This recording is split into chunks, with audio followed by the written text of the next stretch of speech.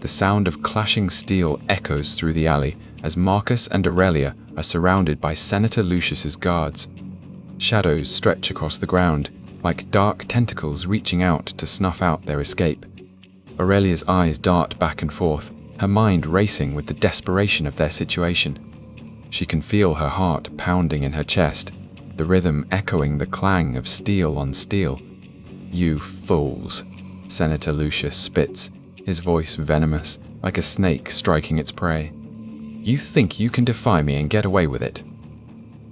Marcus steps forward, his gladius at the ready, his eyes locked on the senator. "We mean no harm, Senator," he says, his voice firm but laced with a hint of warning. Senator Lucius sneers, his face reddening, his eyes bulging with rage. "You are a gladiator, a slave. You will never be worthy of my daughter." The guards move in, their swords raised, their faces expressionless, like automatons programmed to kill.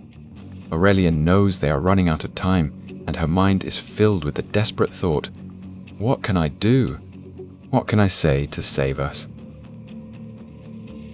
She thinks of her father, of his influence, of the power he wields, and wonders if she can use that to their advantage.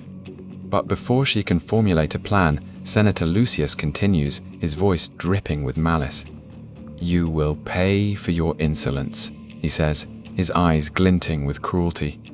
Aurelia's internal monologue is a jumble of fear, desperation, and determination. She thinks of Marcus, of their love, of the life they want to build together, and she knows she will do anything to save him. The guards close in, their swords raised, and Aurelia's thoughts are interrupted by the sound of clashing steel, the scent of sweat and metal filling the air. Aurelia's eyes lock onto Marcus, and she can see the determination in his eyes, the resolve to fight for their freedom. She knows that she must be strong, that she must find a way to save him, no matter the cost. The sound of the guards' swords being raised is like a death knell, a signal that their time is running out.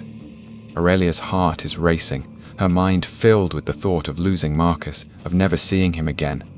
She thinks of the life they have built together, of the love they share, and she knows that she will do anything to save him. The guards are closing in, their swords raised, and Aurelia knows that she must act, must find a way to save Marcus or risk losing him forever. The dialogue between Marcus and Senator Lucius is tense, the words hanging in the air like a challenge. "We mean no harm, Senator," Marcus says, his voice firm but laced with a hint of warning.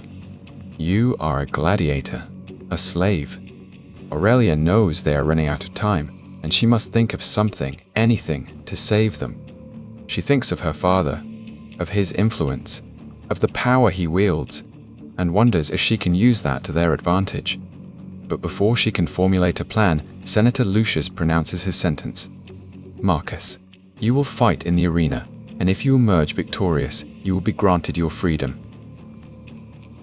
Aurelia's heart sinks, the words hitting her like a blow. She thinks of the arena, of the crowds, of the bloodshed, and she knows that Marcus's chances of survival are slim.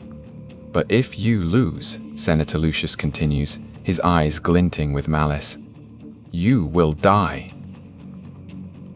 Marcus's face sets in a determined expression, his jaw clenched, his eyes locked on the senator.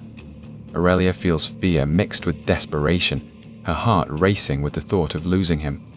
She knows that she must act, must find a way to save him, no matter the cost.